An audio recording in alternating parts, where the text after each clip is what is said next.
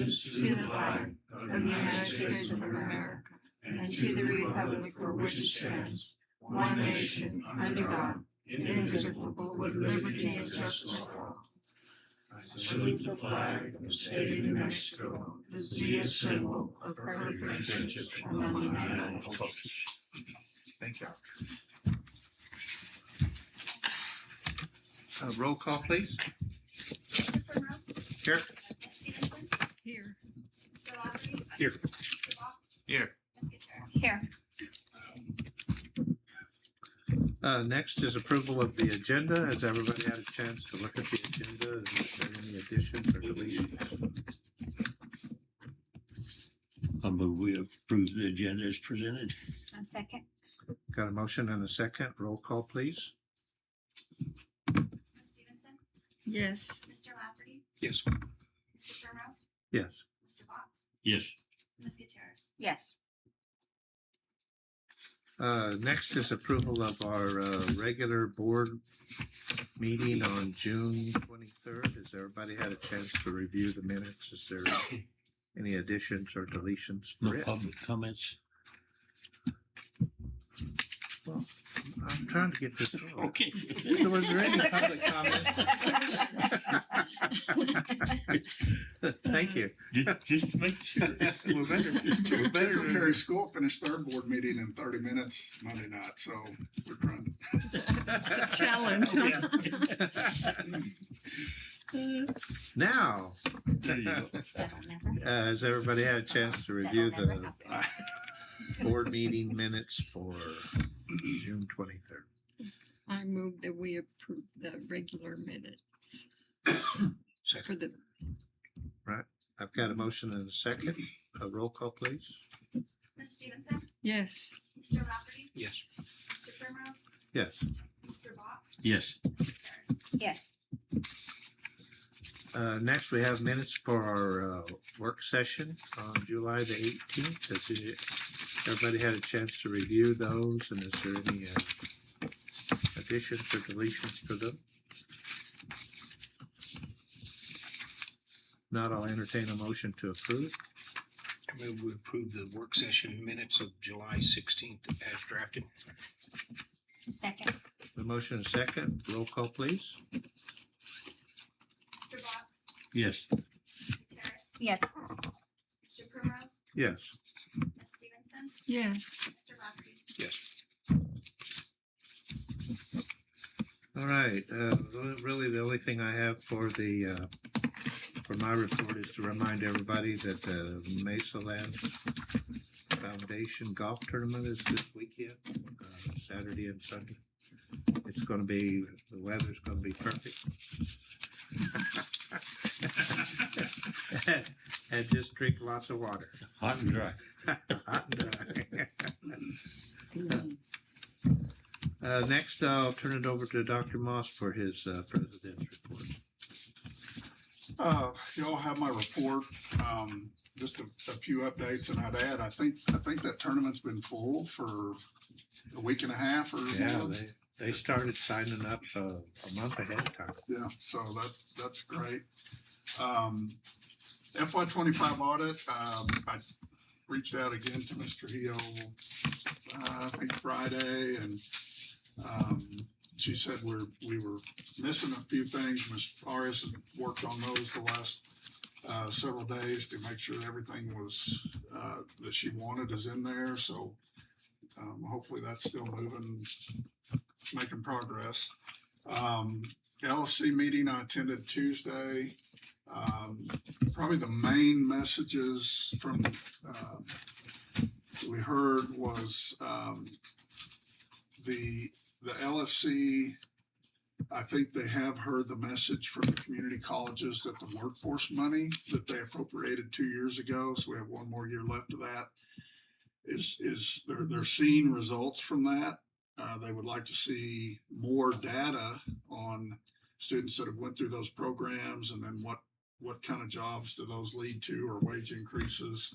But we're hoping that they do another appropriation, like they approved 60 million for 3 years, 20 million each year. we're hoping that they continue that in some form this next legislative session, for fiscal year 2028, and then moving ahead.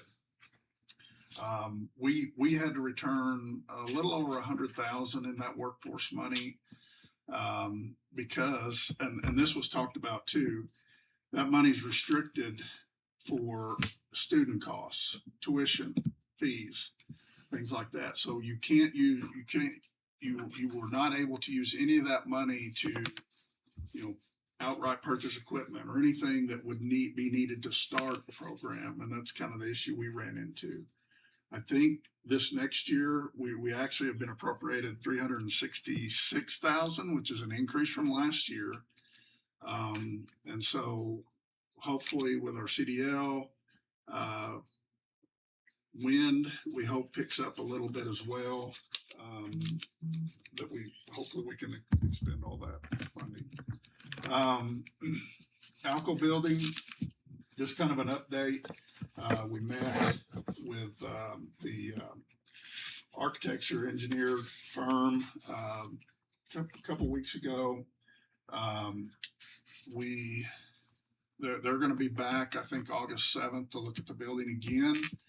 And again, this is a foundation-owned property, looking at putting potentially the State Police Museum, Route 66 Museum, and then some space for the college to utilize.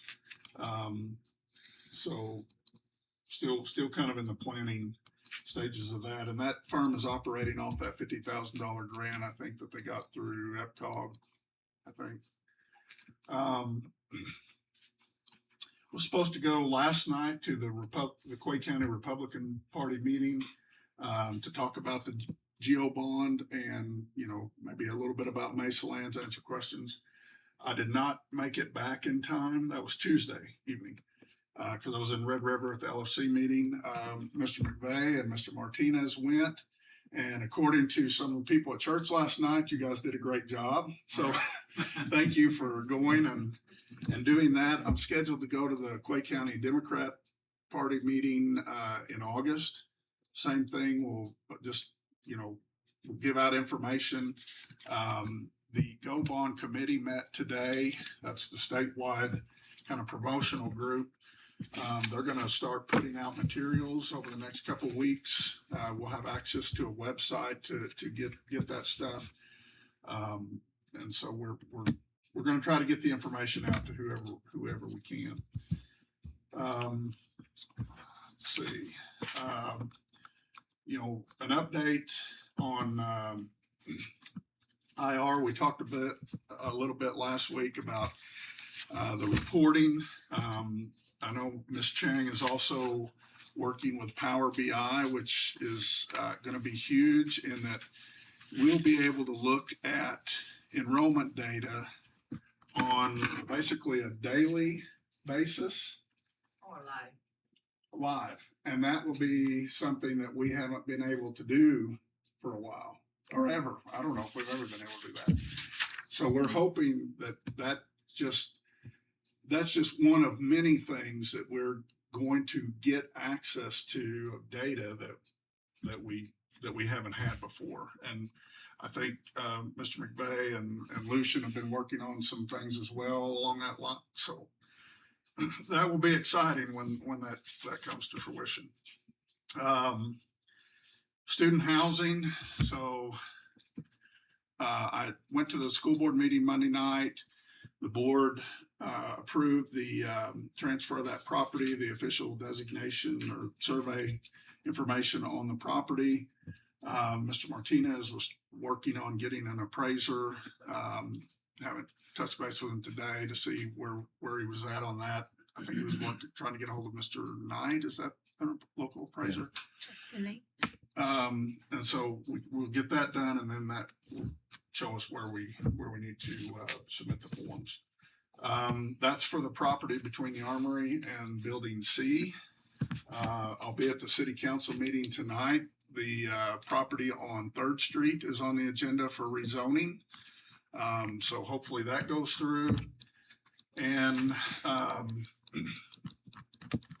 I think, yeah, when I wrote my report, Mark had finally gotten some information back from the pepper company people. And we're gonna try to tie them in with Mr. Bittigan and the foundation and kind of let them work on how to get that housing here, potentially out at the rodeo arena, if possible. Personnel, we have hired a person to replace Miss Hughes on the nursing faculty. We've hired someone to replace Miss Griffith in early childhood and education. Math, we're not sure. We have a good candidate. You know, Mr. Kotz has been going to retire for the past couple of years, but he stayed with us. You know, we've struggled to find someone. I think we have someone. We're just kind of looking for when will be a good time for us and for him to start. Mr. Kaiser could talk about that later, but that'll put us in a good spot as far as staffing. Those are not new positions. Those are to replace people. RPSPs. So for you guys that are new, RPSP stands for Research Projects and Special Projects. Is that the right words, Josh? Public service, research and public service. Okay. So basically each year, you know, we get our appropriation money, but then you can also apply for money to go toward research or special projects. It's not to buy like the CDL truck. It's not to buy non-reoccurring items. It's like we applied last year or the year before for nursing. The $250,000 that we get each year to support our nursing program, that was RPSP. If we were going to expand nursing, let's say to Clayton, you know, we could apply for funding to support that program. If we were going to start a new program, we could apply for RPSP funding. I think the last year we didn't get any new RPSP funding. They were really focused on projects to kind of replace the lack of federal funding that they were anticipating. I haven't had a chance to read through the things I got today on them.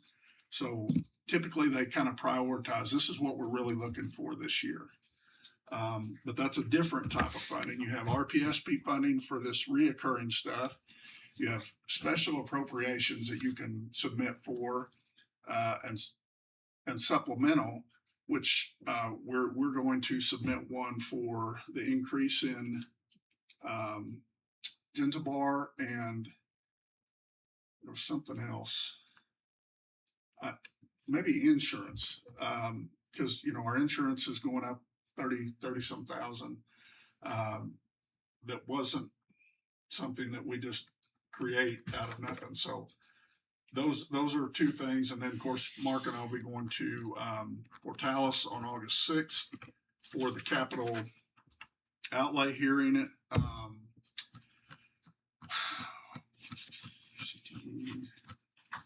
think that's all I can think of right now. Any questions for Dr. Moss on his report? I've got a couple. The Alco building, you're right up on it, says that you're looking to add 2 more people to represent other entities that are going to be involved. So one of the people that we felt like really needed to be there was Connie Loveland, because of her experience with downtown and museums and those kinds of things. And then we also talked about trying to find someone with a city to be a part of that group. No specific person though. The other question was on the audit. Once again, I went back 2 minutes, and we've been, since February, we've been told that any month, next month. Are we comfortable that the problem with the audit is the state auditor, or is any part of it falling on our shoulders that needs to be worked on? I would say it's a combination of both. Ms. Aris could contribute to this too. Um, you know, what we battled with is maintaining the daily operations, but also working on this extra stuff kind of behind the scenes. We've over the last two years probably, you know, you're always up against the question: do we need another person? Do we, you know, what amount of time has to be spent training that person on doing whatever position? I feel like right now we have sufficient staff in the office, but they're still learning some of what their responsibilities are. And you correct me if I get off on this at all, but so, you know, we just brought the fifth person in 3 months ago, 3 or 4 months. So that person's learning to do stuff, which means somebody's training them. And so in that period, you know, you have to weigh, okay, what's the immediate need? So are we slow to get some things sometimes? Absolutely. But on the other hand, and I don't know that the Office of State Auditor would agree with this, but we will go periods of time where we don't hear anything, and we'll reach out and say, you know, can we have an update? Oh yeah, well, we're waiting on this. Okay, well, I would have liked to have known that 3 or 4 weeks ago or a month ago. Also, you know, there were scheduling times where like they were supposed to be here, and then we're told the week before we're going to the city. Then come by, and don't get me wrong, Ms. Trujillo has been great to work with. Wants to help Mesalands, super supportive, but you know, at the end of the last audit, she said, you know, she'd gotten a promotion in that office. And so she didn't know if she'd even be working on her audit. Well, as far as I know, they haven't found a replacement for her. So whatever she's doing, now she's doing 2 jobs. So I think there's a combination of that. Do we have everything right where we need to be? No. But also we're kind of at the mercy of their timeline. I get that. So in one of the first meetings I attended, Can I add to that? yeah, Like Dr. Moss said, we did get an email from Mr. Hill and listing things that were missing. They were following up on a sample pull for example, all the payments that we've made. We had to go through each one of those. They said things were missing, but in reality, they were all there, but it takes time. We have to pull each one again, look at it, what was missing. For example, there was a travel and per diem payment. They said that it was more than the PO, but there were 4 POs attached when we uploaded it, but it still came back for us to research it. So there was probably, there's probably 40 items on that list that we had to go back through and look at them, and if something was missing, then we provided it. She also stated that they provided a sample pull list, I don't know, such and such date. They literally asked for that sample pull list on July 9th, and she said they hadn't received it. It hadn't even been probably maybe a week since then that we got that list, and it had 60 items on it. There's no way we can turn that around in a week. That's crazy. So like Dr. Moss says, it is on both of us, but we are working on it, and I do believe that they're working on it. It's short-staffed on their side, us catching up on our side. So it's a 2-part fault, but we are working on it. and I'm not being critical on either side because I don't know enough about it. But what I will say is that normally it's a procedure type thing. So if I'm using an attorney on a project, you can bet when I ask that attorney, where are we? They pull the ledger out and they say, on this date I asked for this, on this date I contacted the judge, on this day I did this. So maybe we should start that somewhat in a self-defense to be when you call her and she doesn't return calls, because that's what your thing says for the last 3 months. Well, I do everything email, so Yeah. I have record of it. Email, whatever. You Yeah, contacted her. yeah. Your report says I contacted her and got no response. Well, that in itself needs to be handled. Yeah. And so maybe we build something to defend ourselves, because like I said, the very first meeting I attended, she was closing an audit out.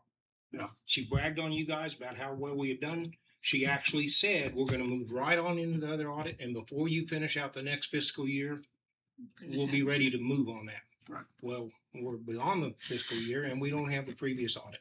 So that's why I say, how do we hold her feet to the fire, or adjust our procedures, or hire enough people to do it to get, that's the only thing holding us back, right? Right. So it to me, it seems like there ought to be an ability to contact somebody above her or contact her on, you know what I'm saying? If we're doing everything right, I know you don't want to make her mad, but at the same time, if we're doing everything we're supposed to do and it's dragging us down, Yeah. then Well, and that's been my hesitation, because we're not perfect. We've still got some stuff to clean up. She knows that, we know that. And that's why I say it's some of both. And that, so, you know, I've been real careful, like when I reach out to the state auditor's office, I usually check with Ms. Arias first and say, have you heard anything? Is there anything I need to know before I reach out and say, hey, what's going on? Where are we at? Because, you know, I know that I feel like we're now to a point where the business office is doing a great job at processing things, trying to keep everybody following the administrative handbook and, you know, purchase orders and going through the right processes. Now, can we just immediately hand a stack of stuff to the state auditor the next day or something? No, we're not to that point. And so that's why you have to go back and dig, okay, where was the documentation that proves this, or what went with that, and put that with it. So there's still some on us, and that's why I'm a little reluctant. Do we need to have those processes in place? Yes. I will tell you, before I came here, you know, my school districts, the audits were always clean. Yeah, right in order.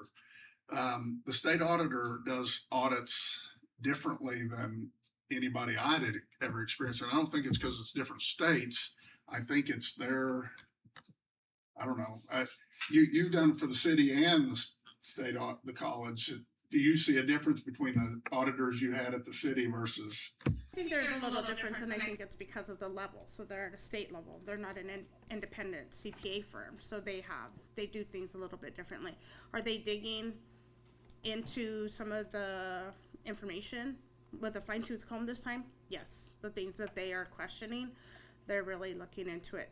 Certain items, right? So every year, items that they will focus on changes, and that makes sense. It was the same way prior to the city, so that makes sense. But I do think that if we could get them to come on site would be very much helpful, because a lot of the things that happened with this last questioning on the disbursements, that all could have been resolved very quickly if we would have handed over. Here's the samples. We already had them ready. She could have gone through them. We could have explained it instead of digging through it and then having to upload it and send it to the portal again.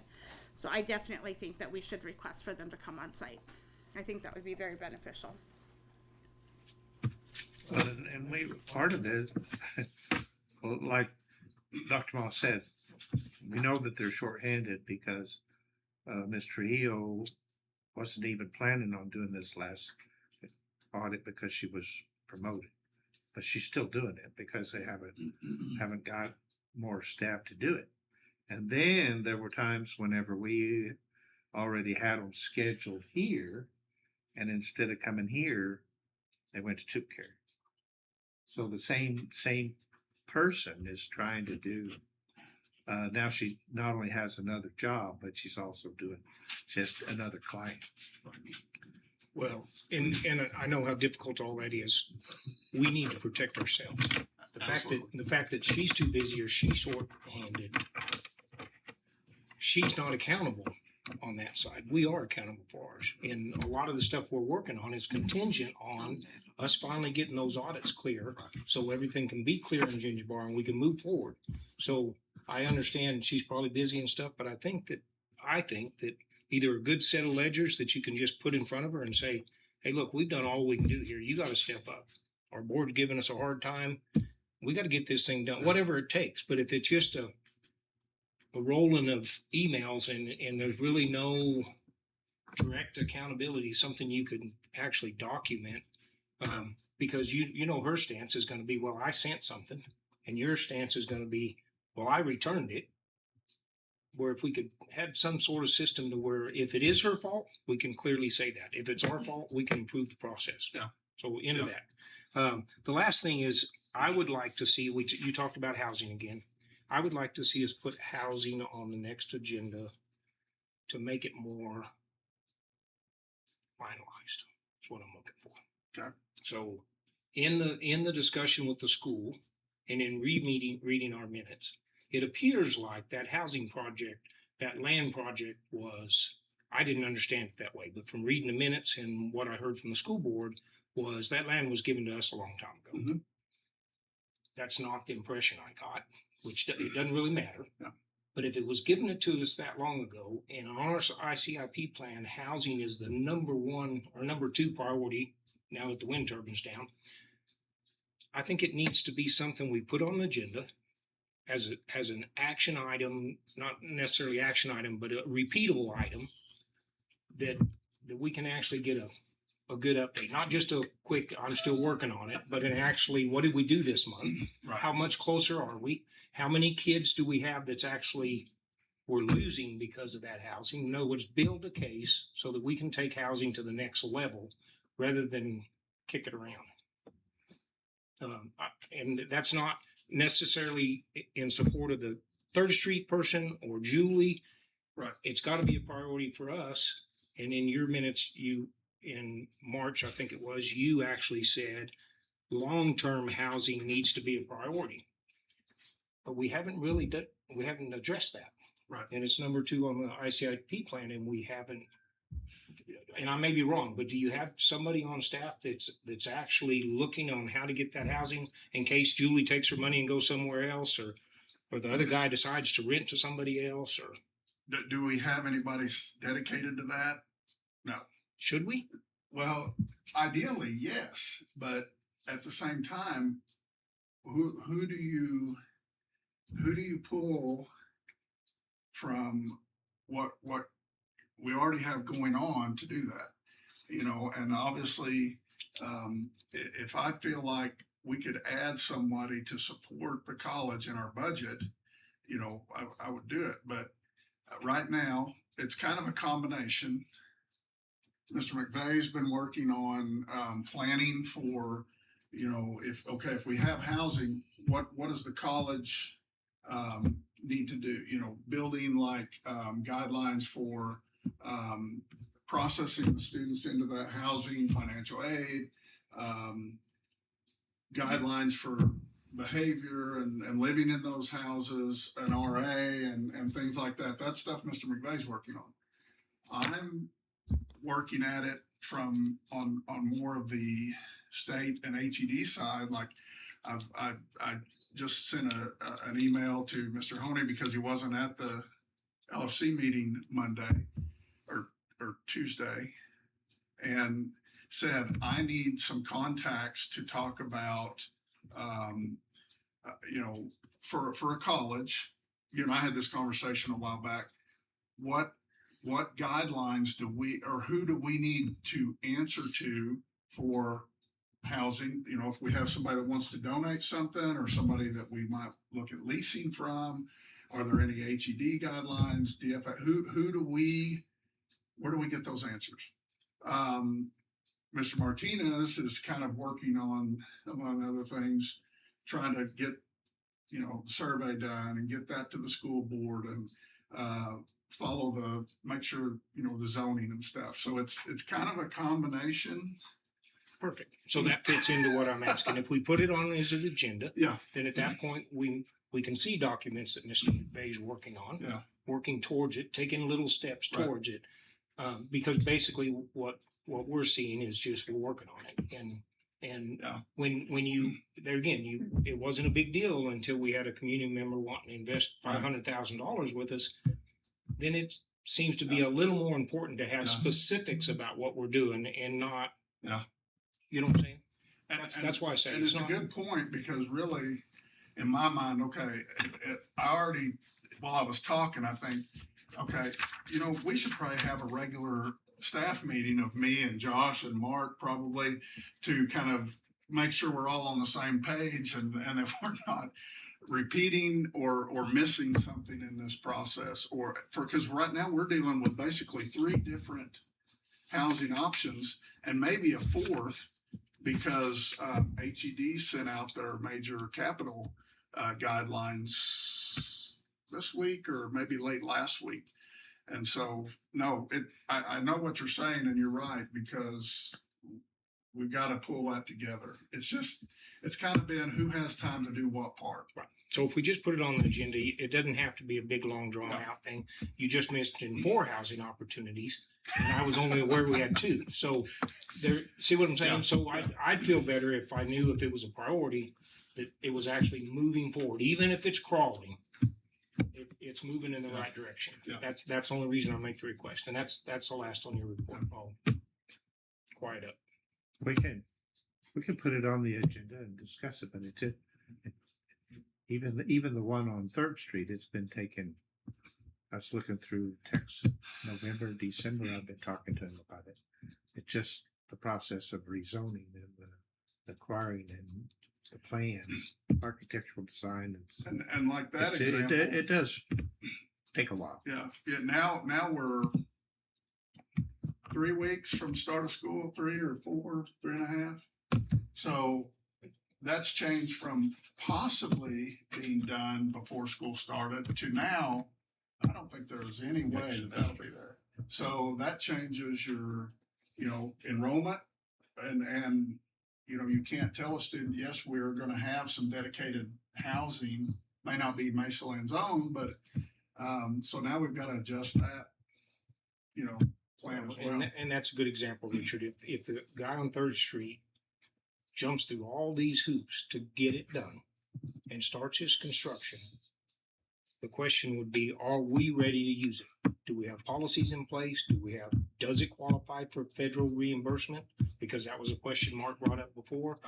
I know, do we know all that? Because we don't want to convince this guy, keep going, only to find out it doesn't fit by square footage, or it doesn't. That's what Mark threw out with Julie's project. Oh, there's lots of hoops to jump through. So that's why I say we need to jump through those little hoops to make sure when we have somebody saying go, that we're not saying, okay, hold off a minute. We're going to have to spend 6 months figuring out how we're going to manage it, how we're going to policy it, how we're going to. So if we make it a priority, even if it's small things, it'll move forward. We already made it a priority. We just, and I wasn't aware a lot of this was going on. So you answered that question. You don't see that in the minutes, and you don't see that in the reports that we get. So. Well, and I appreciate the questions, because I try to give you guys all the information, but I don't think to, it might be in my mind, but I don't always think to put that down in paper or conversation. So no, that's good.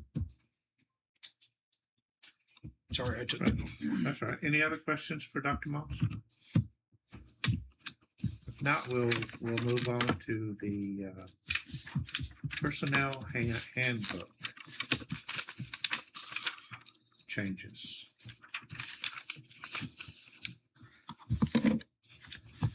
Any questions on that? I mean, have some additional questions or comments? And I would add, we barely touched on this at the work session. We went through all the attorney comments. I don't think we rejected any of them as far as our opinion. And so, my recommendation is to accept it as it is. It's not going to be perfect. There's some other things that we'll analyze this next year. And Kylie and I had the conversation. We're we'll make the process simpler next year. It was an effort to be transparent and make sure we included everybody. And I take the blame for gumming up that process, but If there's not any other questions, I'll entertain a motion to approve. I'll move we approve the personnel handbook changes as provided after the attorney copy. Second.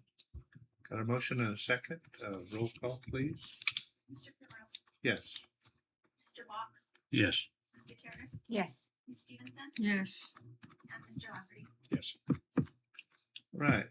Next on the agenda is approval of the administrative handbook changes. and I would just say the same thing about that one.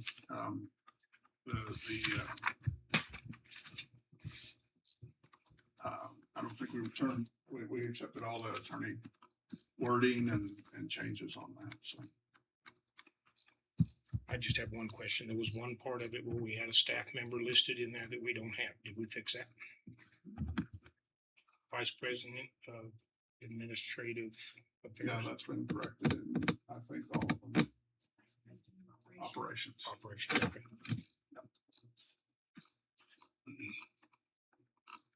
If not any more discussion, I'll entertain a motion to approve.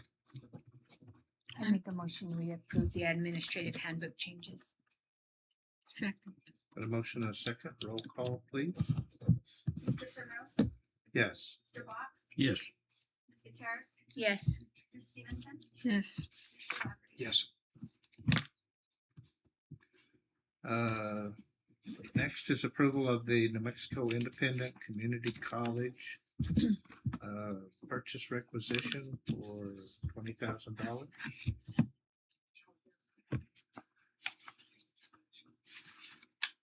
I might just add, especially for you guys that are new, NIMIC is all the independent community colleges in the state. I think it's a group of 10 of us, because it also includes Western New Mexico University and Northern New Mexico College. They raised the fees last year. I think we were paying like $15,000. I've always contended I don't think we should pay as much as like C&M. The contention of the group and over the last number of years is that everybody gets the same service from the group. That 20,000 is really you get. Vanessa Hawker is the director of NIMIC. Outstanding at communicating for the group, but also working with individual entities. Last year we had trouble with the ROA and the budget, and I credit that trouble to the higher ed department, nitpicking what should be estimates, but Vanessa also has a financial background with the higher ed department and the state. And, you know, she's an advocate that one can either help guide you through stuff, help communicate with the higher ed department. And so there's a lot of benefit to that. It's an expense, but I do not question the value of it. And they help us with HED. I mean, the communications. And we just found out today that so Tana Martinez is the director of finance. Her assistant Danielle Netzer is leaving, maybe this week. So another person with the higher ed department that has been there a short time. This when you think, okay, now we all understand each other. Somebody leaves. So it's that's made it more important. You know, what will be coming up is Judy Sharmer as a consultant. You know, that's really reducing her role. And I think between Miss Arias and Miss Chang, we'll be able to pick that up. But Vanessa's a third option that is really, really helpful. All right. Per Any other Dr. questions? Moss's recommendation, I move we approve the NMICC membership for 20,000. I second. Got a motion and a second. Roll call, please. Mr. Primrose, Yes. Mr. Fox, Yes. Mr. Terrace, Yes. Mr. Lafferty, Yes. and Ms. Stevenson. Yes. Next is approval of the True Business Solutions contract. That's with Judy Sharmer. She's mostly a consultant now. She doesn't do the, Right. and Ms. Chang has picked up Yeah. that slack.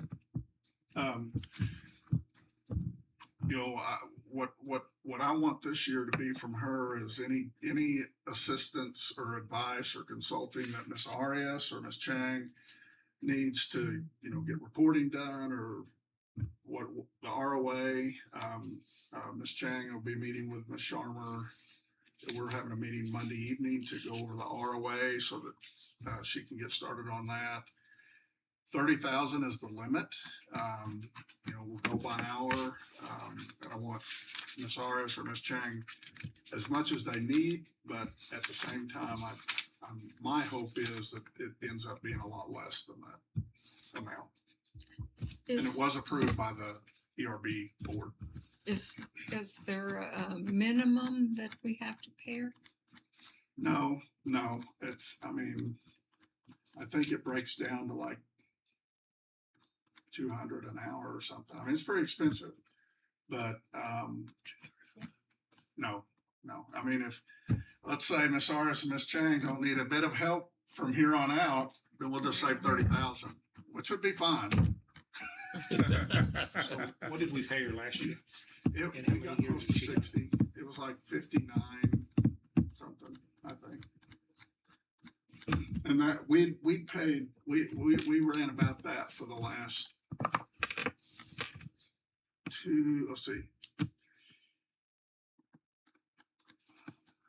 probably close to the last 3 years. So she's worked for us for 3 years. I think so. I was looking at bringing her in when HED was here in June of 23. So a couple months after that, I think, is when she started. And has her price always been $235 an hour? Yeah. Or around that. So, okay, let me think a minute. I think initially, we started out with like a set amount. May have been like 60,000. You weren't here at the time, were you? Sorry. I think I'd have to go back and pull the contracts, but it may have had that dollar amount in there as well. So All right, I don't remember either, but she used to do like the budget for HED, the reports for HED. Yeah. And so now Yeah. she's just going to be a consultant. she actually took, so at the time in 23, we had to have that budget submitted in May of 2023, but it was in such a mess, the person trying to put that together that we had here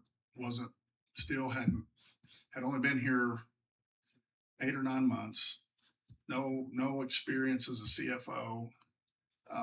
And so Judy basically took it and cleaned it up so that HED and DFA would accept it. And I think that happened around September, October. She also helps with on the audit side for the foundation, helping up their books to present to the OSA Yep. so that we could get that audit findings cleared up. Yep. So she does help with that too. Yeah, that's right. I think it's been money well spent in the past. Well, and Judy brings maybe just as important her reputation. with the state government and the higher ed department. You know, she was CFO at NIMI for 15, 20 years. And so that she actually did some instruction to the HED staff on things that they did not understand yet. So I always felt confident when we submitted a budget.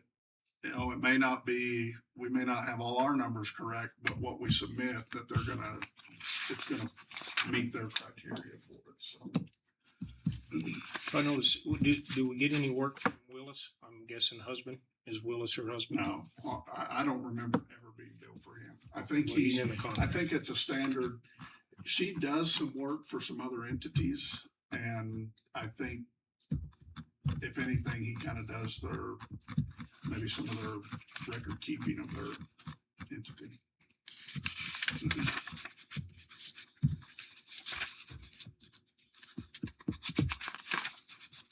Any other comments or questions on Ms. Schumer's contract?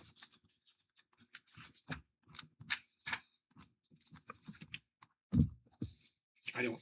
Not, I'll entertain a motion. I'll make a motion. We approve True Business Solutions contract based on Dr. Moss's recommendation that we still need it. Second. Got a motion and a second. Roll call, please. Mr. Primrose, Yes. Mr. Fox, Yes. Ms. Gutierrez, Yes. Ms. Stevenson, Yes. Mr. Lafferty. Yes. All right. Next on the agenda is academic affairs. Mr. Kaiser. I'm trying to plug into this technology. If it'll help. So, Mr. Chairman, members of the board, you have my report for the Academic Affairs Division. Just to take a moment to highlight, our classes start August 17th. That's when our fall classes begin. So a lot of the efforts that are happening this summer are to make sure we're the best prepared we can be. And those include areas of making sure our schedule is correct, posted. We've worked with our teams on that. We're currently doing a massive catalog update specific to the math courses, and that involves our academic deans, Mr. McVeigh, his division, as far as it populates on the website. So some massive, as far as the catalog and the schedule, massive events and work happening there. Some major accomplishments in the last couple of weeks.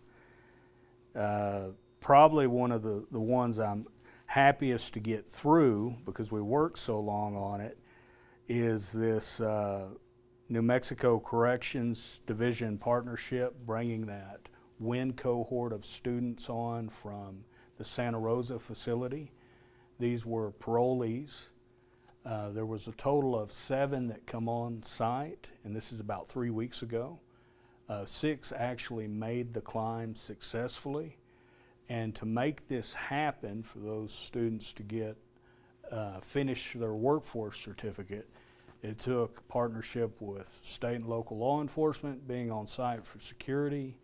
It took New Mexico Corrections Division personnel, guards, and all our teams working together. And this includes our workforce director, includes adult ed, and then most importantly our wind instructors as well, Terrell Stowe and Nathaniel Alexander. And we had a successful climb. We actually had security officers up tower with those corrections students as well, and I think they had a great experience. They went through some basic fall training. They looked at the up tower systems. They had hydraulics training on the ground. Overall, a great success. And coming out of that, what's the next step? Well, the hope is that these inmates are very close to, again, they're parolees, so they're very close to getting out. So the hope is that we can assist them in finding jobs with the Santa Rosa team that's out there for adult ed. So they're working with New Mexico It's no longer New Mexico Workforce Solutions. I forget what it's actually called, but they do job placement for these kind of parolees that are in with whatever record they have. They work with them on getting on construction sites, job sites, and for two of them specifically, I know they're going to work with. When they're out, they're going to Las Vegas to work on some sort of wildfire prevention. And I think more of them will probably follow because of the connections we have in Las Vegas for that. The Santa Rosa site has committed to continuing further workforce initiatives for parolees, and they're looking at repeating the same program again, possibly some other workforce areas such as welding, which we already do, HVAC to support their institutions where they actually bring on those parolees to work on correctional sites following their release. The idea, the overall goal is to break recidivism, help them get on their feet, and keep them from going back into the system, of course.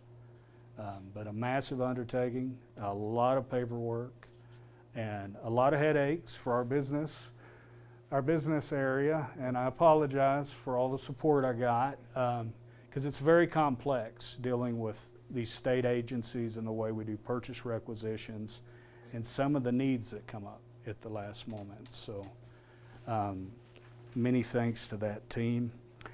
Following this, I think because of this success, New Mexico Corrections Division approached us and they wanted to set up, each year we set up a IGA agreement. And it's an intergovernment agreement, and we were, that's our commitment to putting out our content, teaching, working with them, both on the academic side and the workforce side.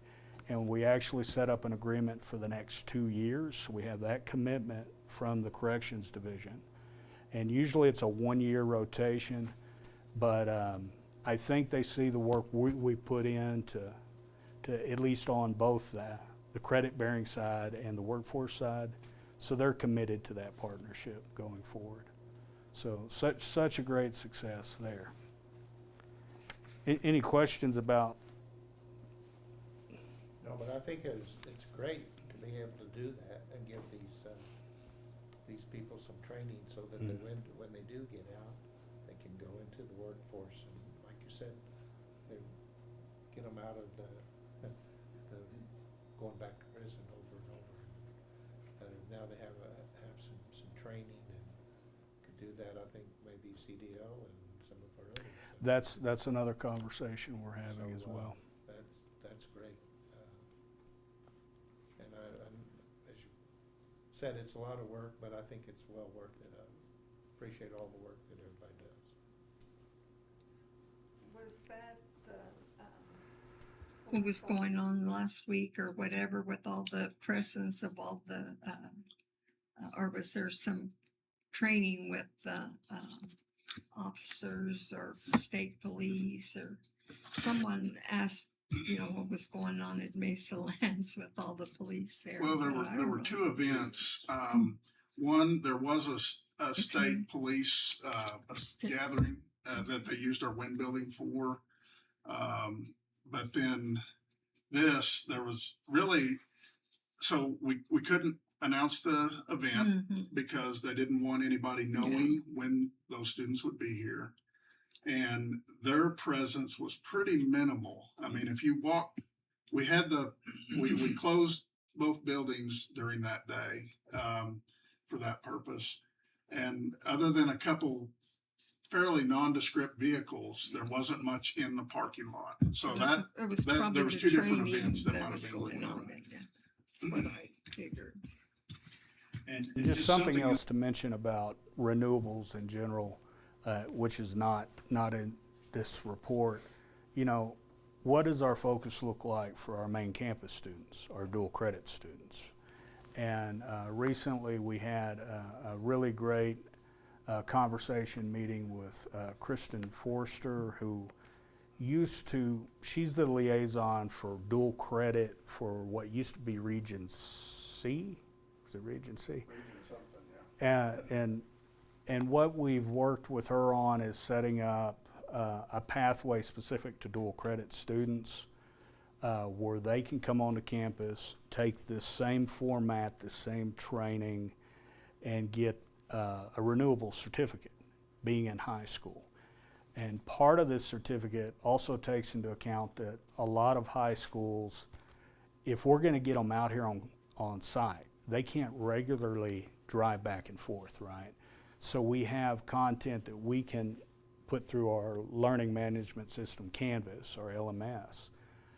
But the climb is so important. They have to actually come onto campus, do the climb. But in this conversation, we developed a process for that.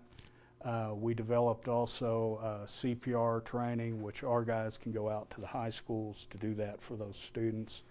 And the students will also have access to OSHA 10 training. So the hope is that even in high school, they could complete this certificate in two semesters, you know.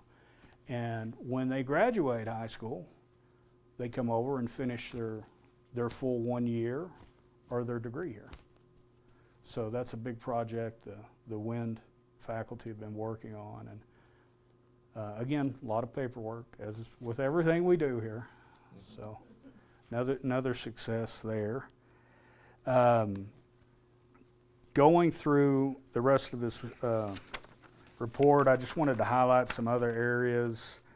Workforce, the efforts of Ms. Kim Enriquez, our workforce coordinator. Currently, our truck driving cohort, I'm not sure what week they're on, but they've been doing their drive time out here in the field and doing all their driving skill training and book work. Seems like a success as far as I've heard.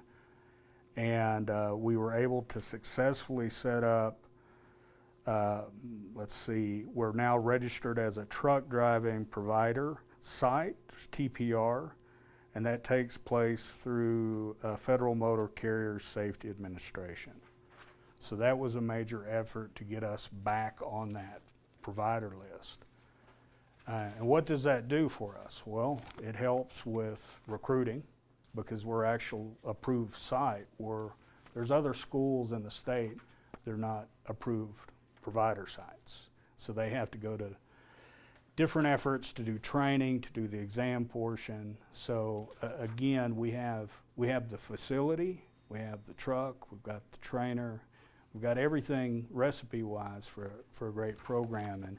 And getting this site established was step one of a much larger process. Step two is getting us set up as a site for workforce funding. And I know that's something that's being currently, it's New Mexico, I'm gonna butcher this name. It used to be an ETPL certified site. And it allows us certain workforce funds that are outside what we get for grow funds from Workforce Solutions. So that's something we're working on currently now. And again, what are these funds used for, right?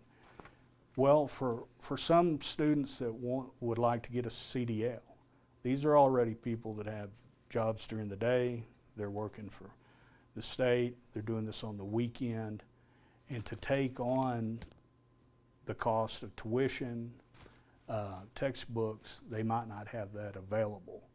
And it's also backup for the day that if we lose the GROW funding specifically for CDL, because I can't guarantee it's always going to be there, what I can guarantee is there's already funding through Workforce Solutions that covers this kind of training. So for me, I'm looking at that aspect of it too. Any questions about CDL or truck driving? The second attachment I had was student retention.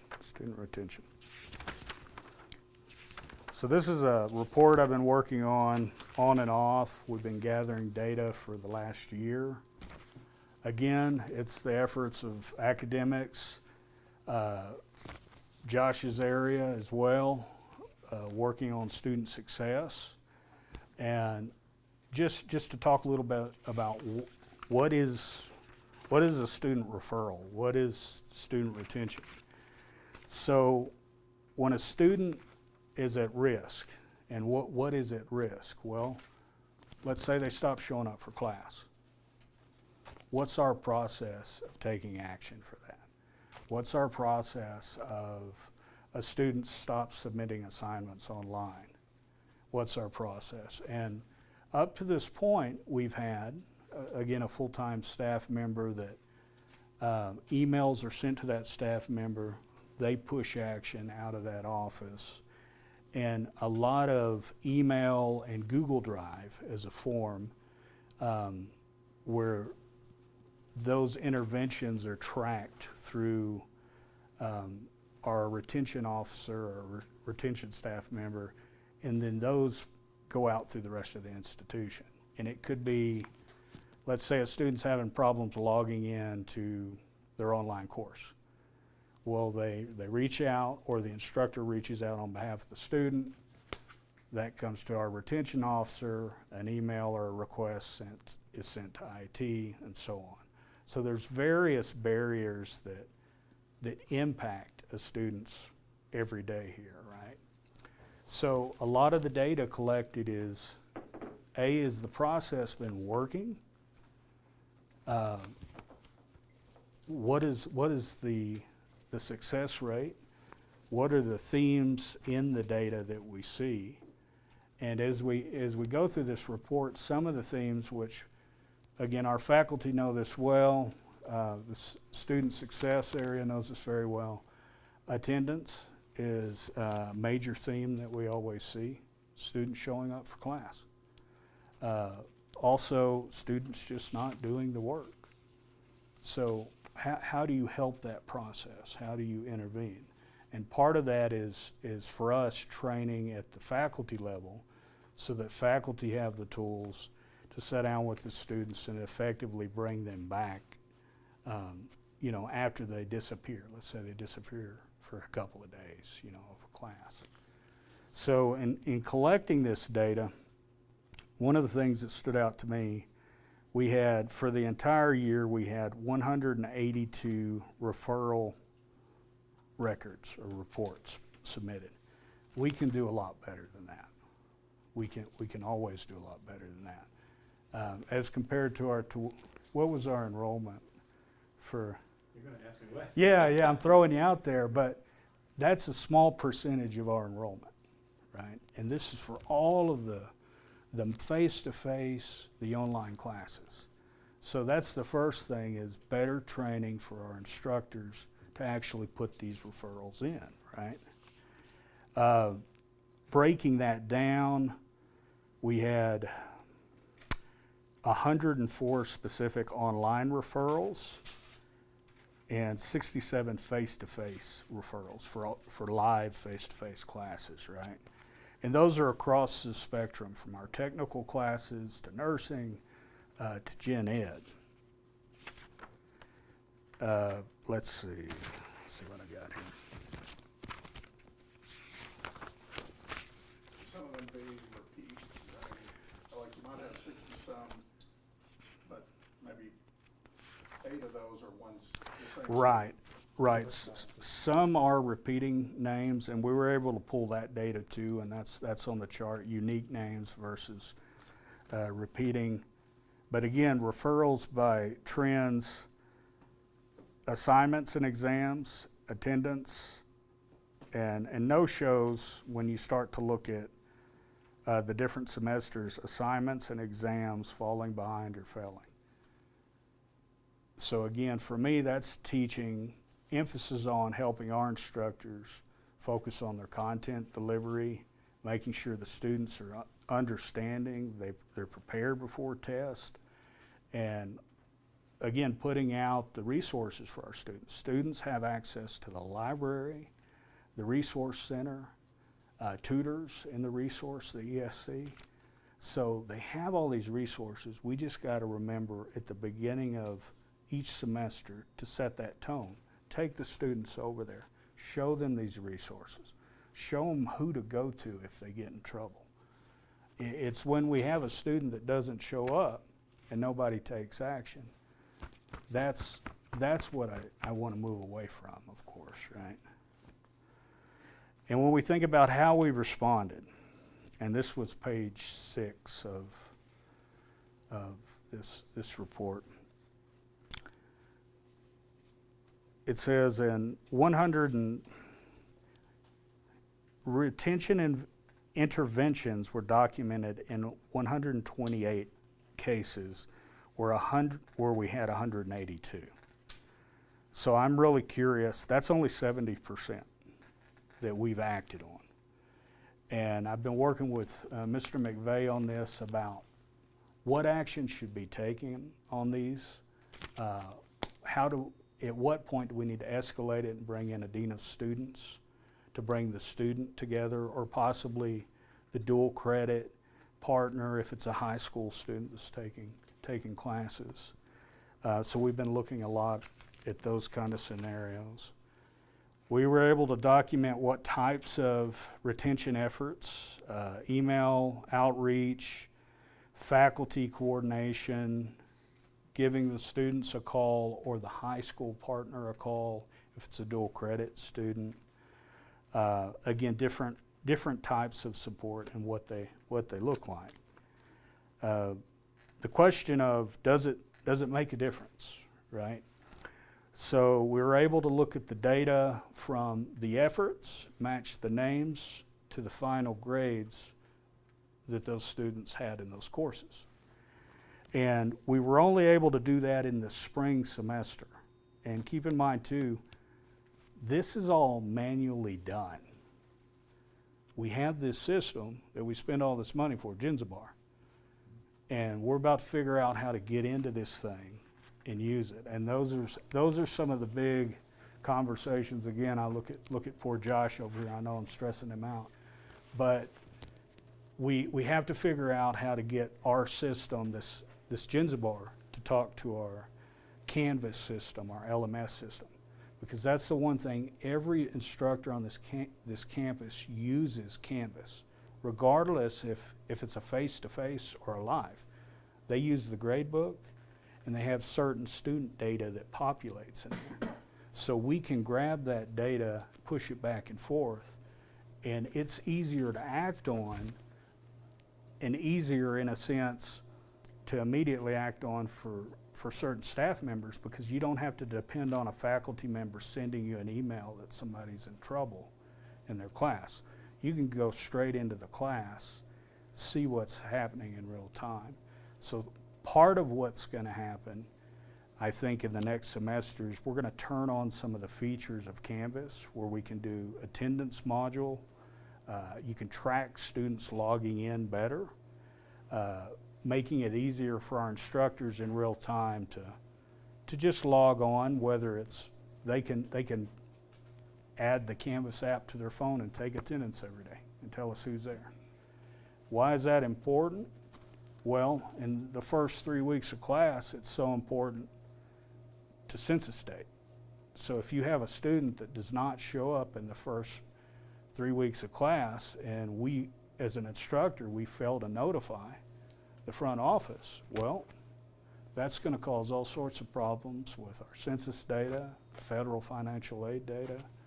So getting all of this to work together and work coherently is so important going forward.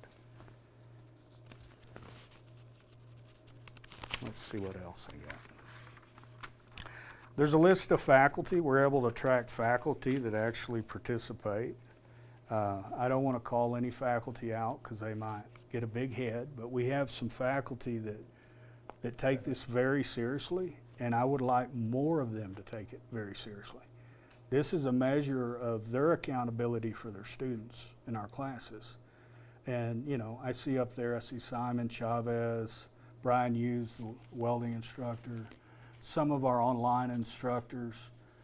We have investment we just need to stress how important this is for students to get through.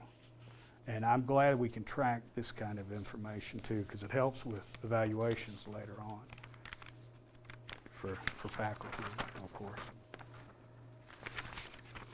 So going forward, so we've got all this data. We crunched it. What's the next step? And this is page 11. So again, in the process in the past involved paper-based forms, it involved emails, it involved Google Forms, but in that process there is a delay to get somebody to send an email or put a referral in to the staff member, then the staff member taking action. That could be 2 weeks. It could be a day, it could be 2 weeks. That's too much time. We've lost a student, right? So again, we're gonna make an effort to integrate Canvas, open up whatever early alerts we could install in there. And I know we've been looking at some Genzabar plugins too, some options for that, for student success or communication modules, those kind of things.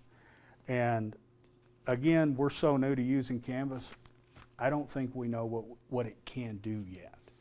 So a lot of our training I see taking place will be PD in-house and maybe reaching out to some other schools that have some Canvas, certified Canvas trainers, and getting them to come over and do some training as well, or PD as well. But again, technology can't replace that face-to-face conversation.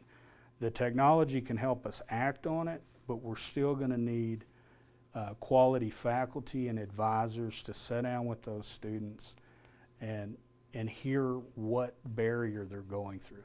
And for our students in this region, as you guys know, they have so many unique challenges.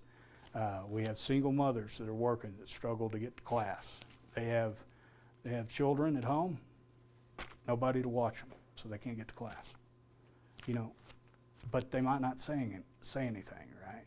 So they stop showing up for class. But every student has a very unique life event that's going on this semester, and just helping our instructors and staff be more sensitive to that, which I know we're already working on, that is so important. That's where we're at. We've got some recommendations to go forward to take action. And I think we've got a pretty amazing team that's working on this. And a big part of our convocation will be sitting down with the faculty, reviewing this data so that they know some of the actions they can take immediately to help this process. I know that's a lot I threw at you guys, but any questions about this process? I was looking through that. Is there, okay, you said there's referrals from both Mesalands and dual students. Is there a breakdown on that? I don't have it in front of me because again, we're manually splitting it, but I could tell you one of the efforts, because I know firsthand a lot of these referrals are for dual credit students. So we have a meeting coming up with THS, and we've talked a little bit about some ways we can not only strengthen our relationship with that institution, but also getting the students over here and programming dedicated time slots when they are online across the street, where they have to be in a classroom with somebody. And that might solve many problems, because if you take a high school dual credit student and put them in an online class and say it's asynchronous, they don't have to be there at a designated time. They're not going to do it. Very few of them will do it. Having a designated time slot with a facilitator in there that makes sure they log on every day at a certain time, that's going to help this process quite a bit. And I was wondering too, you work closely with the counselor then there at Yes. And I think part of that too is some of the reconfigurations that we're doing with my staff and Josh's area. How can we get this outreach faster with our counselors at these high school sites? So we've been doing a lot of planning on that. And recently, you know, when we have a problem locally, we walk across the street. So we have that kind of relationship with Tucumcari High, but at the same time, like any high school, they struggle with other issues, you know, and manpower and all those kind of barriers as well. So that's a big part of it. Any other questions? I'm really glad we have this project and to try to keep people that have trouble, try to keep them in school and may get few, then they'll go on and continue to work, but let them know that somebody cares and we'll help them however we can so that they continue their education. Sometimes All they need to know is you have a student that's severely behind, and you bring them in and you let them know, we're going to work with you.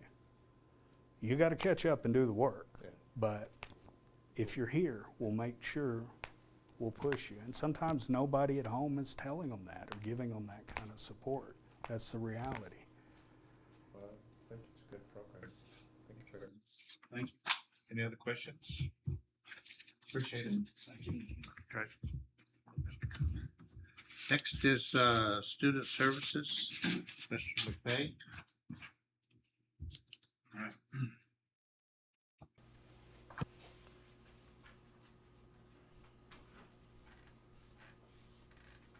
So this is fun. Forgive me. My tablet just disconnected that I was counting on to connect to the report that I was going to read from.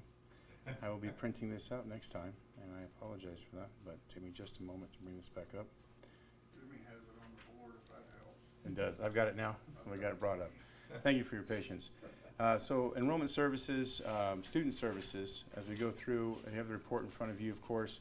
Some things that we just want to highlight is registration as we be going through the summer and working on getting students registered for the fall. You can see that we're going to be working here on July 27th, going out to the facilities and registering. I don't know if I can be heard on this. I should have picked this up, but we'll be registering at the correctional facilities starting the week of July 27th. Jessica and Chantel will be going out for that and getting them all registered. We are expecting over 400 students from our correctional facilities. We've had a great enrollment from the correctional facilities over the last year, and so we're expecting that to continue into the fall semester as well. Our advisors have been working throughout this summer in processing and getting our students registered and accepted and sign up for classes, as I mentioned earlier. Financial aid, we've gone through and processed our applications as we're getting ready again for the fall. Ms. Gonzalez did attend PowerFades. PowerFades is the software that we utilize for our financial aid, and so it was very helpful for her. She needed to go out there and make sure that she's staying up on training and ensuring that we are staying current with all of the changes in financial aid. There are a lot of changes that are happening in financial aid with higher ed education, the higher ed department at the federal level, and so there are a lot of changes that we need to stay up on and make sure that we are getting ahead of as we prepare for moving forward. Athletics, you can see the coach has been out recruiting. We're excited that a student from New Zealand is looking at coming and joining us in the fall, and we've got a couple more students that have been signed as well. We've got the golf tournament, of course, coming up this weekend to raise money for scholarships and for the foundation. Again, student life, we've been planning events for the fall. We've had a few things this summer that have been going on, but the big events happen in our fall semester, and we've been planning on getting all those things together. One of those events that we're been working very hard on is Lieutenant Governor Morales may be joining us September 10th. We'll also have a virtual bus that has been at Tucumcari High School in the past, and I believe we'll be sharing it, probably stopping there first and coming over here as well. But it's a virtual reality, essentially, with technical careers that students can be a part of, but they can actually participate in that virtually on this bus. And I believe Lieutenant Governor Morales also was a part of making that possible and funding it across the state so that different schools can be a part of it. So he and his staff are excited to be a part of that, and that's all going to be on September 10th. And since he's going to be here on campus, we're also going to link that in with Constitution Day. The celebration for that is the following week. So we're going to put those two together for that one event and make it a big event on that day, September 10th, but that's coming up in the future. But events such as that are things that we've been working on and getting ready for. Recruitment, I do want to mention that unfortunately Tegan Mason has resigned her position as our recruiter. She's moving on to other opportunities, and so she's not going to be able to continue with us. So we are posting that position once again to see if we can get a recruiter as soon as possible.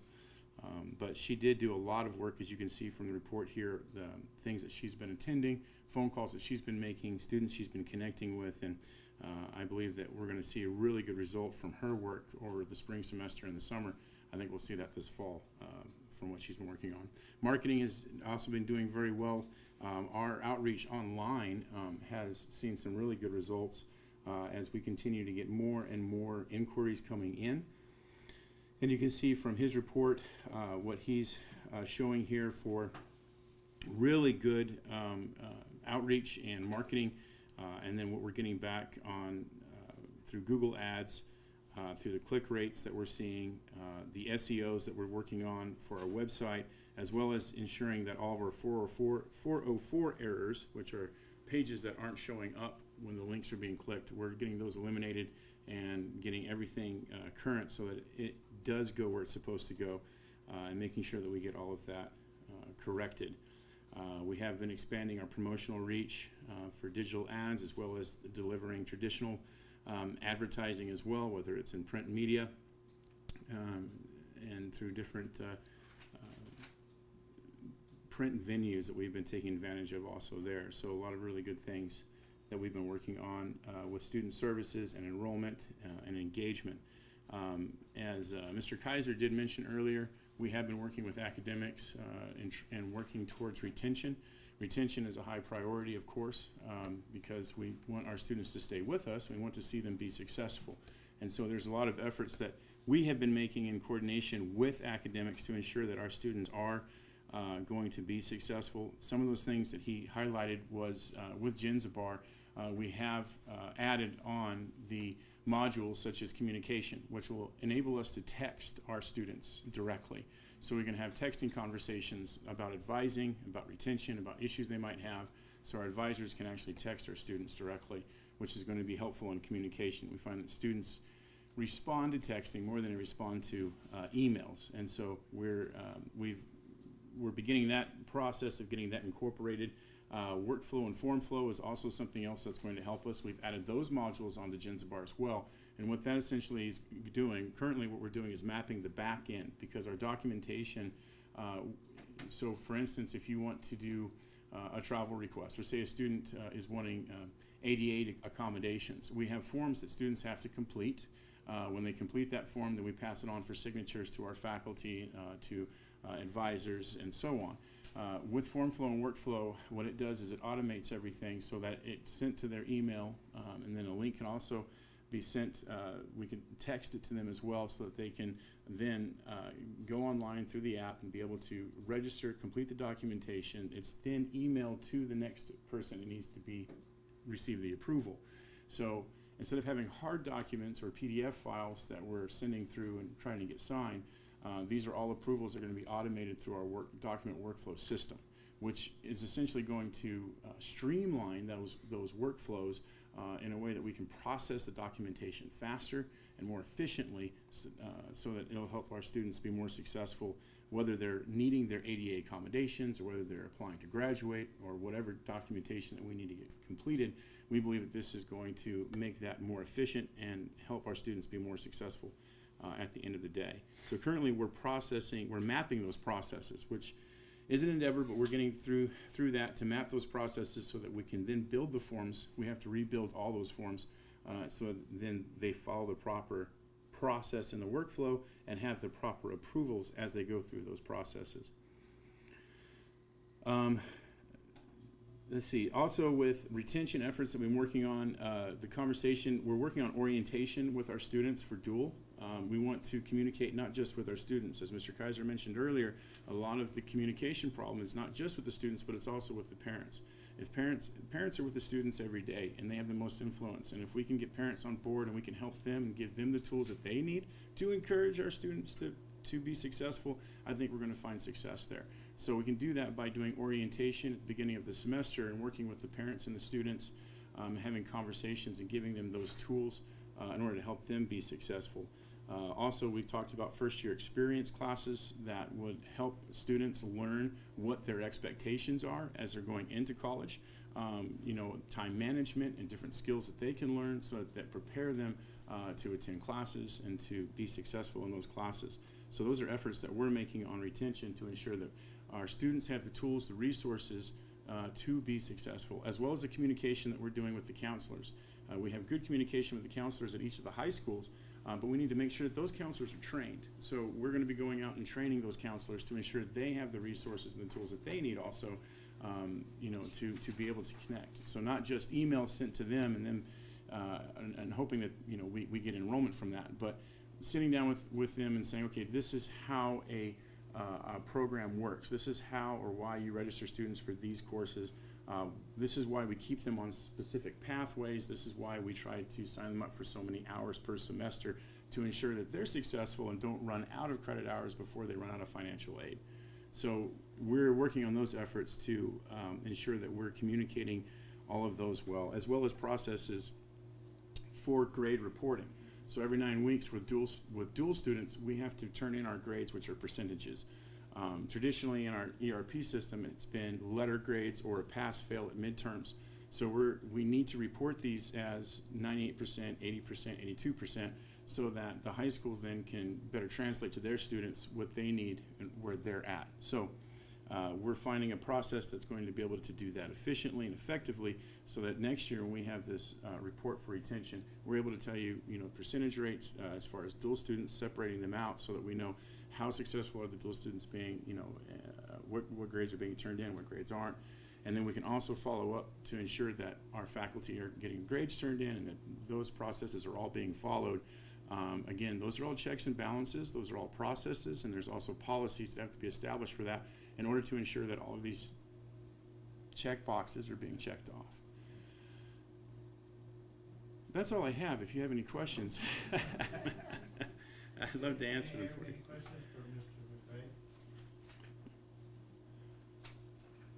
If not, thank you. Appreciate it. Thank you so much. Thank you.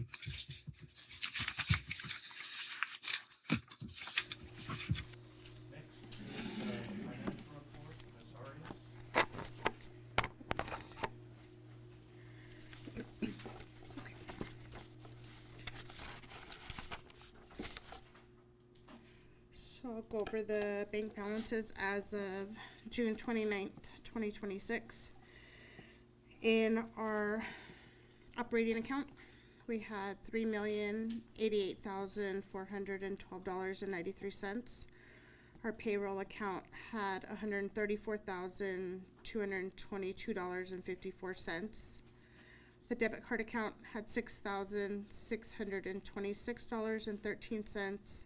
And our Wells Fargo account had $3,886.72, which gives us a total bank balance in the unrestricted area of $3,233,148.32. That time we had outstanding checks that had not cleared of $26,376.99. We had outstanding invoices that were pending or currently in process of $229,729.72. And with our CDs for unrestricted of $502,062.22 gives us a total unrestricted cash assets of $3,479,103.83.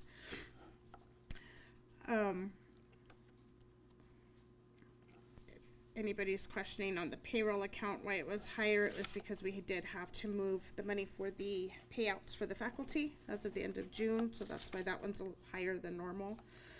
I do have our bank balances as of July 13th, just to give you a little bit more current numbers.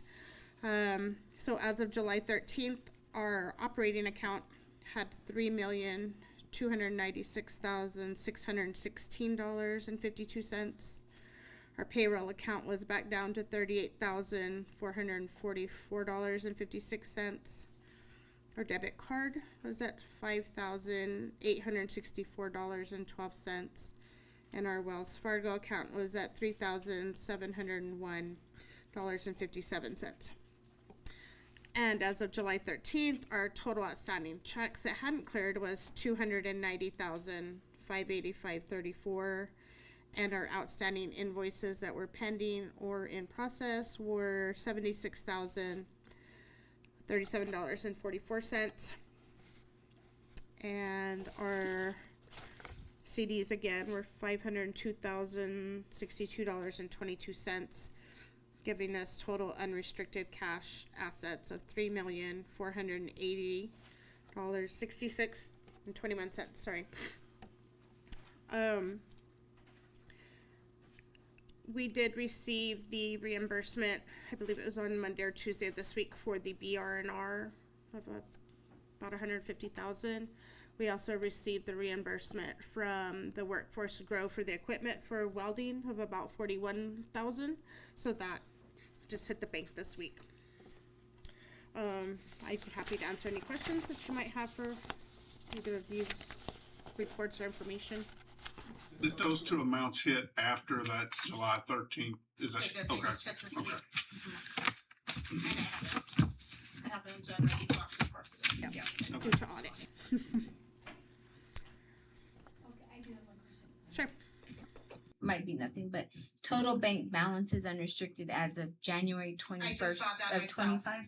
I just saw that. Okay, so I'll it, make a note and correct that. okay, I literally circled it. I was like, oh gosh, I've never noticed that before. okay, but it's of 26, correct? It should Be be as of the date of that report. So it should be, so it's 6/29, yes.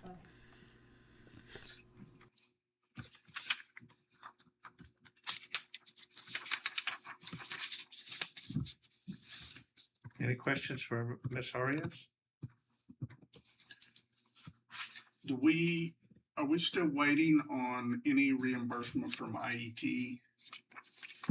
Or is that on a reimbursement basis? We're not giving those funds ahead of time, are we? It comes up on his, On his RFR that he presents, or he submits, I want to say,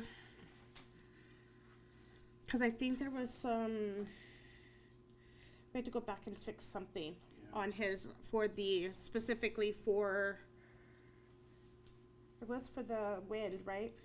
I had to move the tuition out of workforce and over into the adult ed side so that it would show up. So I think that got submitted a little bit late.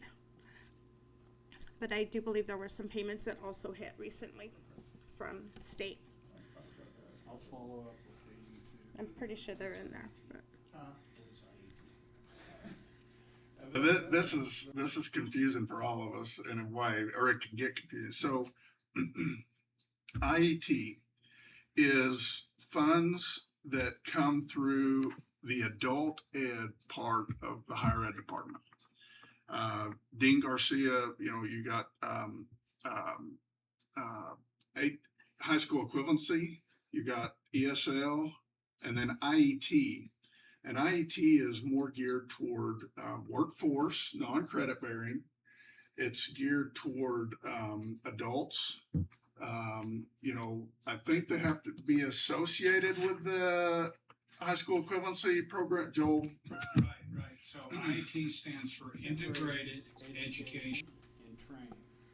So a big part of the adult ed training, which, we mentioned the WIN cohort, correction students. All of that funding and support move through adult ed and IET. And the idea is that a lot of adults that have been in the workforce they don't have some of the basic skills for writing and reading in those areas to pass a GED.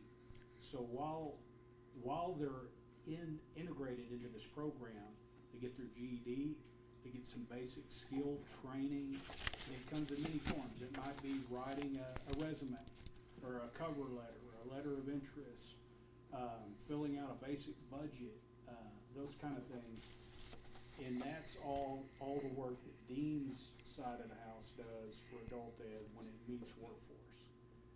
So again, it's a separate funding source for our workforce programs, but it's very important to the livelihood. A lot of these programs, we have 3 or 4 layers of funding that we could deploy if we need it. You don't always need it, and I think that's going to help us going forward, because again, I go back to those grow funds. They're not always going to be there. Some of these funds will be there because they touch New Mexico workforce solutions. And that probably contributes to, we didn't spend all our grow workforce money. And part of that is because we were also trying, and this was, it involved academics, it involved student services, it involved the business office, because they had to separate, okay, this is an IET program, and so we have to have a separate set of accounts and funding for IET. We have to have separate accounts for workforce, that money coming in, going out. And IET, you'll remember we spent $45,000-$50,000 on a piece of equipment for the WIN program a month or two ago. That is fully paid, will be reimbursed by IET. The instructors in the IET program are reimbursed through IET. Tuition, Supplies, fees, books, everything. It's an amazing opportunity. Yeah. For these students. And last year, the IET program was, the money was spent for CNA, for those CNA students to obtain their certificate. And then this year the WIN, but we got it late, like March, and had to spend it by June. So it was all very rushed and compacted time. But I'd also say the work that Dean and Joel and the business office and Josh's team, I think this is one of the first IET programs that basically the adult ed said, we want you guys to take this on. I'm trying to quote kind of what I heard from Dean. Right. And so, basically we want to spend this money on this project, and you guys are situated where you can, I don't know. Well, that directive, Specific to the IET, adult ed, and corrections was driven from the governor's office too.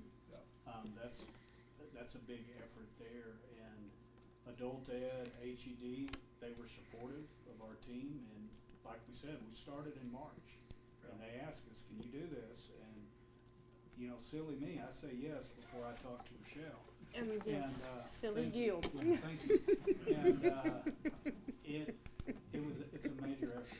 It's a major effort. It is, and it's a lot. We got it, but we've learned a lot, I think, with our systems, our capacity, and I think we can plan more effectively in the future for sure.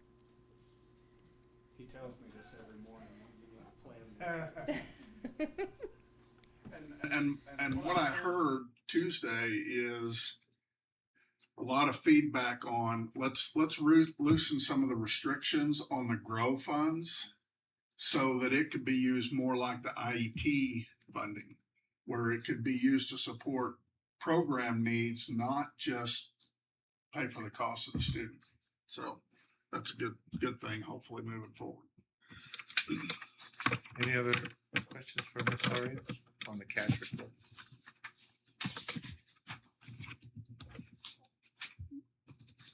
On the, it's an action. oh. Well, I wasn't through with all of this. So for her finance report, the cash report, It's an approval item. Is there any other questions? If not, I'll entertain a motion to approve. I'll make a motion to approve the finance report as presented. A second. The motion and a second. Roll call, please. Mr. Box? Yes. Mr. Harris? Yes. Mr. Lafferty? Yes. Ms. Stevenson? Yes. Mr. Daly? So I do have a comment. I know that you don't do the report that Ms. Chang does, but it would involve you also. Because I was looking at this and I was comparing all of the revenue and expenses from between budget and actuals, and we don't do any budget adjustments except at the end of the year. Correct. And I've talked about doing them more often because on Ms. Chang's report, so we had $1.7 million. We received $1.7 million above budget. And so we're not making these adjustments until the end of the year. I would like to see the adjustments when we receive revenue, make the adjustments at that particular time. And then the offsetting would be the expenses, because our total expenses were $827,000 above budget. So instead of waiting and doing all of these numbers at the end of the year, I would like to see a budget adjustment explaining where the revenue, and then what are the expense line items that will use Like the that in and revenue the for. out. Instead of, because if you look at all the different totals, revenue versus expenses, it's not anywhere close to the budget, which the budget, the original budget is a guesstimate, but you have more expenses come up, you have more revenue. And so at the time that it comes up, that's whenever it ought to hit the budget so that we can. Exactly. Like we got that 700,000 $700,000 for nursing, so we would put it in right then and increase the expenses. Bring it to the trustees so that they can see, we received additional money, and this is how we're going to expend it. Makes sense. Okay. Just like the IET money, that would be another increase in revenue and an increase in expenses, yes. So that it just doesn't make sense to do a bar at the end of the year whenever, especially big numbers like this, and you go back and try to see where you receive it and where you spent it, and just do it at the time that it happened. And again, going back also, as stated before, a lot of the way the budget's set up, it's the way HED's manual has it. Same thing with their bar. It's their process. That doesn't mean we can't do it internally here and have it ready. So then it's, like you're saying, it's not one large adjustment at the end of the year. It's already in there. And so and this year we're trying to put the budget into Jen's bar immediately. Then we can. It would. These reports would make a whole lot more sense to me. Okay. Thank you. And most colleges, I think, do at least 2 or 3 budget adjustment amendments through the year. We're getting to that point. All right. Even if this change. The RA reports actually has a column shows the revised budget, but that only on the RA report. I don't think Judy's report shows the revised budget. No, Yeah.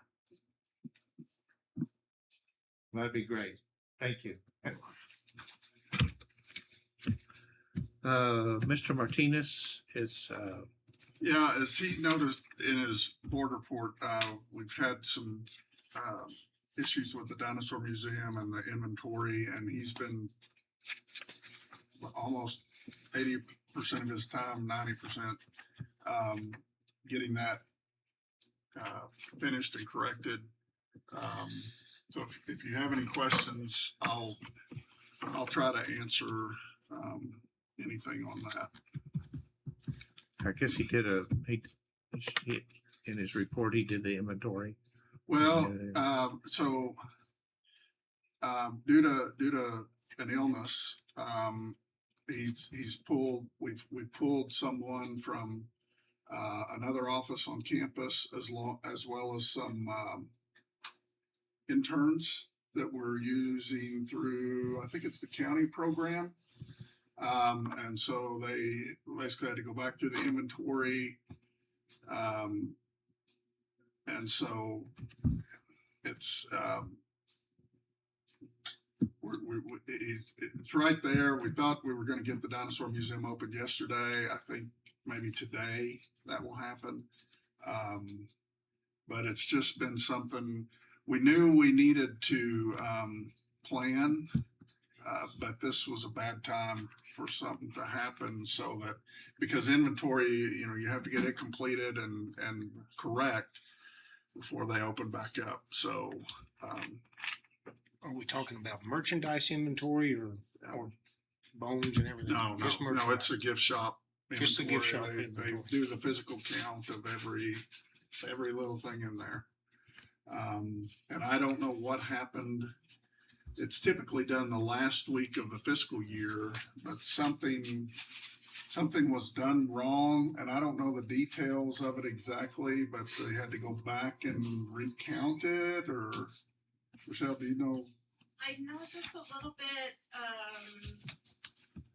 something with the square reporting and also the way I think it was set up previously, so it's kind of throwing everything off. Okay.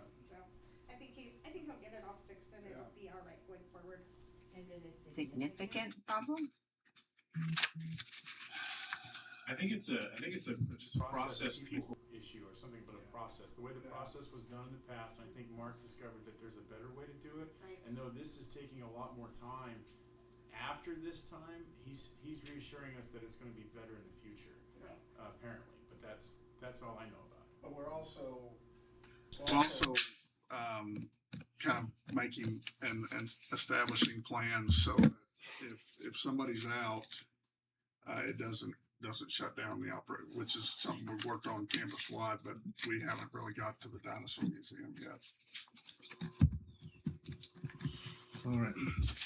Any questions on his report? I have one, and I don't know whether you guys can answer or not, but in the back of his report, he lists from June 24th to June 30th purchase order report. And the only one that kind of stands out to me that I don't understand is Pacheco Construction CDL program. We're leasing equipment for the tune of $7,000. What would that be? I think that was an equipment purchase, wasn't it? Was it for I don't know, The flatbed trailer? It's a trailer. We purchased the flatbed trailer. I think that's the 7,000. That may be mislabeled, but I'll double check. It says equipment lease on it. I do. Yeah, I think that was an outright purchase. which then would go through workforce Workforce grow equipment. Yeah. Out of the, I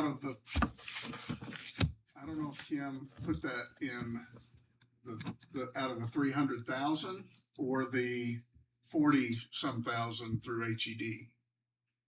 But one of those equipments, yeah. But then shouldn't it be like an asset as opposed to an equipment lease? Yeah, I think that's wrong. The equipment Oh, lease, I okay. think that needs to be corrected. But I'll find out for sure.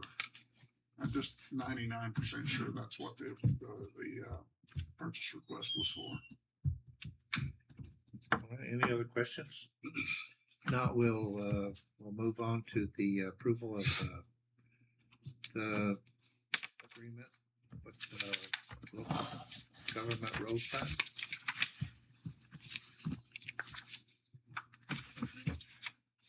It's just a resolution with DOT that has to be. Resolution, right? Yeah. And, I think we discussed earlier, looking at ways to provide the match. We would either do in kind, or we also have 81 or 82,000 in BR&R funding that we'll be able to tie into that as far as our match. So we've already looked at our match, because the match waiver was denied, right? And the scope of work it gives us, pretty much we can do any area of our. I don't think you still got the official document from Department of Transportation yet on that, so. But we do need to pass the resolution. Right. Well, we approved the grant application, the application process for the road that we intended to be. And I'm glad that they sent us other money, but I would like, prior to us committing on where that other money goes, we committed as a board, we committed on the road to the coach's house. Right. But the rest of it be brought back to us. I'd like to see it brought back to us rather than it just be spent, and just in case there's something that we would like to see done there. Yeah. I know there's stipulations on it. It has to be certain things, but if we didn't have to approve it, then it would be your decision. But if we have to approve it, then I think it should come back prior to obligating it, so that we kind of know where that other money's going. Right. No, that's not an issue at all. With that being said, I move we pass the resolution, the 2026-27 local government road fund program resolution. Second. Okay, we got a motion and a second. Roll call, please. Mr. Primrose? Yes. Mr. Box? Yes. Ms. Gutierrez? Yes. Ms. Stevenson? Yes. And Mr. Lafferty? Yes. Next is the New Mexico Public Schools Insurance Authority.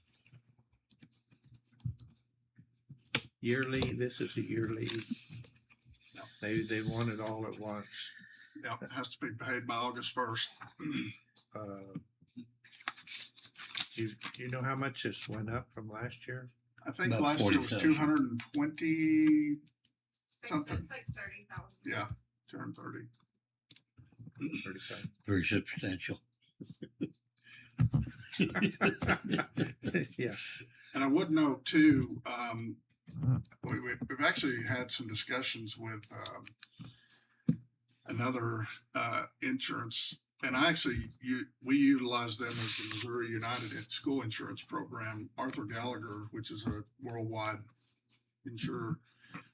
They're having discussions with NIMIC, other NIMIC schools and New Mexico colleges.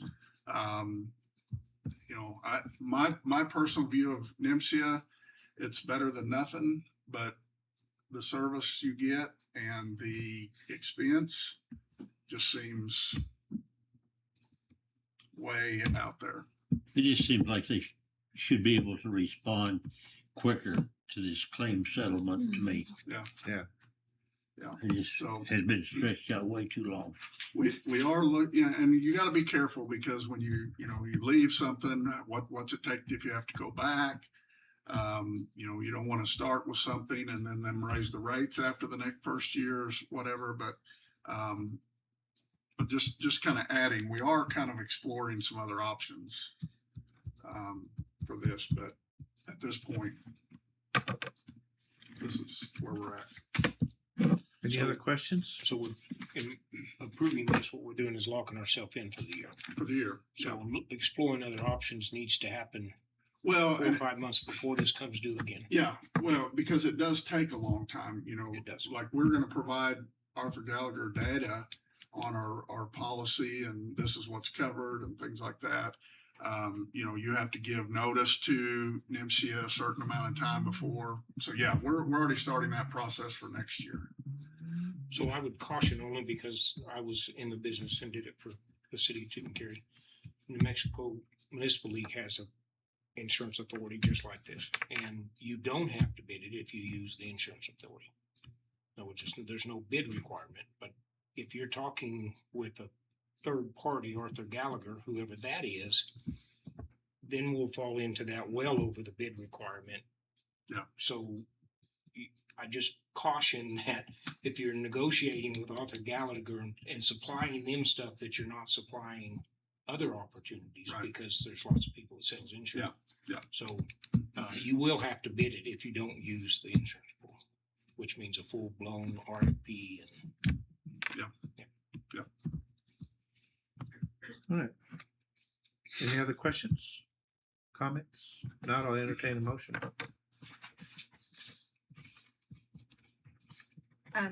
I make a motion that we approve the NIMCA risk coverage insurance for 26-27 school year.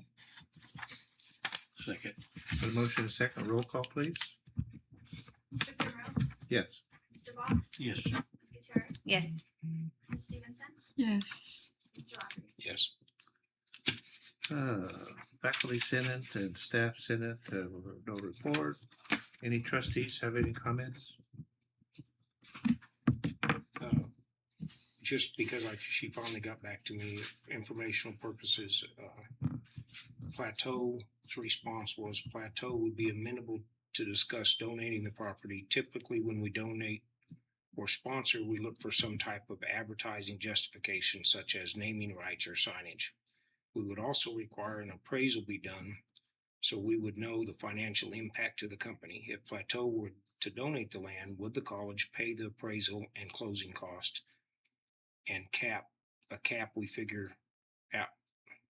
And can we figure out some type of advertising trade? I think all that sounds doable. Yeah, I think it'd be our advantage to do that. yeah. Absolutely. We might get Mr. Knight to do that at the same time. Yeah. Yeah. There is a, because that sale happened 3 or 4 years ago, there's a example, it's what they paid for it. It's probably the only land in that area that's sold in 20 years. So So Like have do some the comparison. compromise. Yeah. a comp, that's what I was looking for. Yeah. Wrong word. All right. Thank you.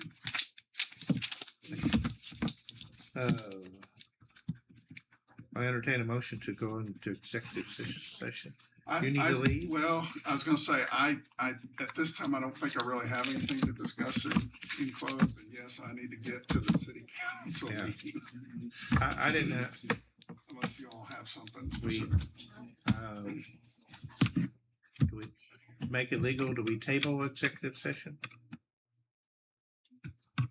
I think, mean, you can, because it's on, we have an agenda item, so you have to do something I on it. suggest we just entertain a motion to table executive session. Isn't that just there if we do go into executive? It would have to be an action item to go into it. Yeah. But Okay. Well, that's, it's fine with my me, just take on it. cancel. I don't know. And we don't have any correspondence. Mesalands, the golf tournaments, we've discussed that. School's back on August 10th and 11th, registration the 13th. And One thing I forgot to note too is, we have a staff member who's interested in coaching golf, played some after, in I can't remember if it's military or college. And then we got a second application. So both of them have some potential. And so we're going to have discussions. Marty's been wanting to retire for a while. So yeah, hopefully good news on that part. Do we still have the CDL tester? Yes. The testing. Yeah. Yeah. Mr. Dominguez? Yeah. Actually, and I heard at the LFC meeting, there's some parts of the state that they can't get testing done still. So, we're fortunate to have that here. And the CDL, another update is, Ms. Enriquez checked, and we can do some of our course skill part in another part of the parking lot, as long as it's not in the same section that the testing is done. So that will remove some of the driving over here on the, dirt lot, The dirt. which is good for the truck. All right. Our next meeting is August 18th. No training. I entertain a motion to adjourn. That's a move. I second. Motion and second. Roll call, please. Mr. Cameron. Yes. Mr. Box. Yeah. Mr. Torrance. Yes.